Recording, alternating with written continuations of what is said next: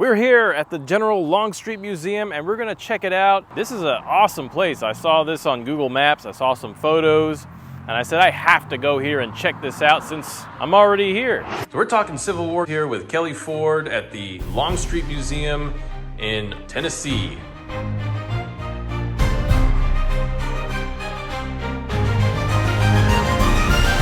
The General Longstreet Museum, located in Russellville, Tennessee, is home to many relics revolving around the history of General Longstreet himself, the American Civil War, and the battles that took place around the area. Its proximity to Pigeon Forge, Tennessee makes it a great place to visit if you got a little extra time and you really want to dive into some Civil War history.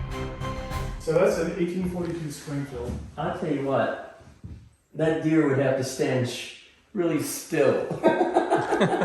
You know? And is that a reproduction or is that that's a reproduction. Is there a story on this rifle? That one specifically, no. Something may be gleaned from its serial number, but we haven't looked that up.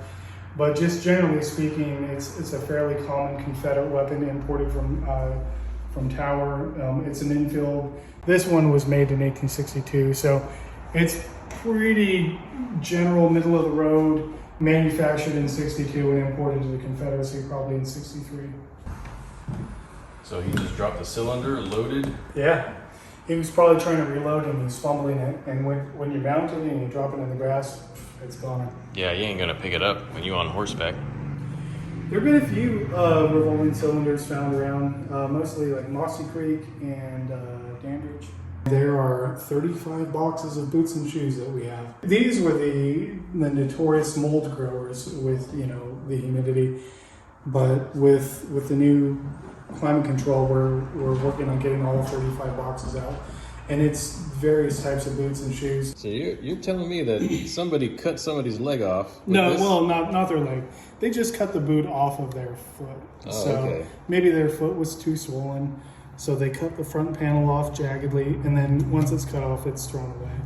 Wow. And then, for example, this one, it had this back panel was cut off to get it around the ankle, and then it was thrown away. So all of the boots and shoes that we had were either damaged, like this one. Mm-hmm. This one had a catastrophic failure, thrown away, or they were cut off of the feet and then thrown away. So they had to cut this one, open it up to get it around this man's ankle, and then it was thrown away. Wow.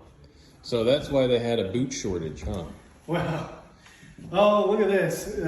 This guy had a boot shortage, so much so that he resoled his boot 4 different times. So there's 4 different layers of resoling, and it's pretty thick, just hefty. Most of the weight on this boot is from its half inch of soling.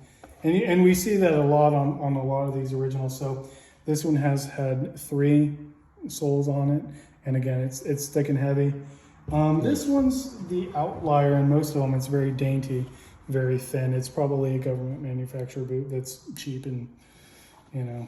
Oh, wow. This is the headquarters of Joseph Kershaw. He was technically in command of McLaw's division by the time they got to Russellville.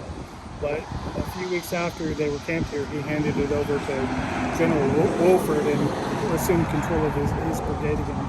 But it wasn't here on the property in its original lifetime. It was moved here when we purchased it. It was originally about where the industrial park is between Russellville and Morristown. And this building here is where he actually makes patterns, sews together uniforms, and distributes clothing related to living history and reenactments. But we do really make uniforms here. We do a lot of tailoring and sewing, and it's all hand done here out of the finest wools. We're importing wool from Hainsworth. In England, they've been making wool since 1793. And we're drafting our patterns. We're doing the research and using the finest wools possible. Some of this fine. That's got to be a miserable to wear in the summertime. Oh, it's all right. It's all right. Yeah. Okay, I'll just take your word for it. So you guys probably do a lot of uniforms for all kinds of reenactors. Mm-hmm. I've shipped to Russia. I have some uniforms in the Museum of the Non-Commissioned Officer in Texas. I do a lot of Rev War stuff, just hand sewing. But okay. So you're showing us the extensive book collection. Yeah, these are a little bit more modern reference books. Of course, we have the official records and military images, magazines, and local history, but these ones are pretty rare. It's a series called Round Ball to Rimfire, and it extensively details ammunition in the American Civil War and its lead up and development. So, for example, this one is Part 2, the good old Federal breech-loading carbines and rifles. It's broken down very clearly, and it's annotated with patents and images of ammunition and machinery, packaging, everything you want to know about the inventors, the production facilities, transportation, the interpersonal relationships of the people causing drama. Everything's here. And then, of course, Volume 4, Confederate. Oh, okay. So he did, like an addition, but gun tools, more just cool stuff. Yeah, very cool. Yeah. Oh, for example, this is the color of the paper for Williams Cleaner Round. They were patent bullets that were theoretically to clean the barrel of the rifle when shot out of the barrel, and I don't.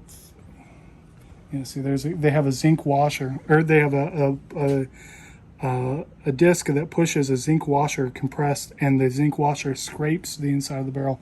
But to distinguish them from regular ammunition in the arsenal packs of 10, they were sometimes packaged in blue, occasionally red salmon paper, or even a seafoam green paper. But it would denote that this is a different type of ammunition.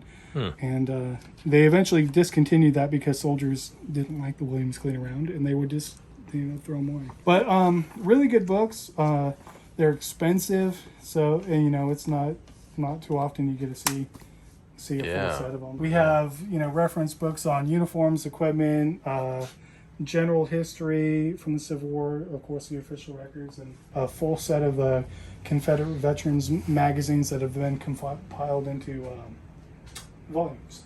Oh, that's awesome. So yeah, lots of stuff. I have uniforms. I have some coats, original epaulettes and chevrons. Wow. And my pride of the collection is original Scottish hats and various stuff. So a dirk, and a discharge form.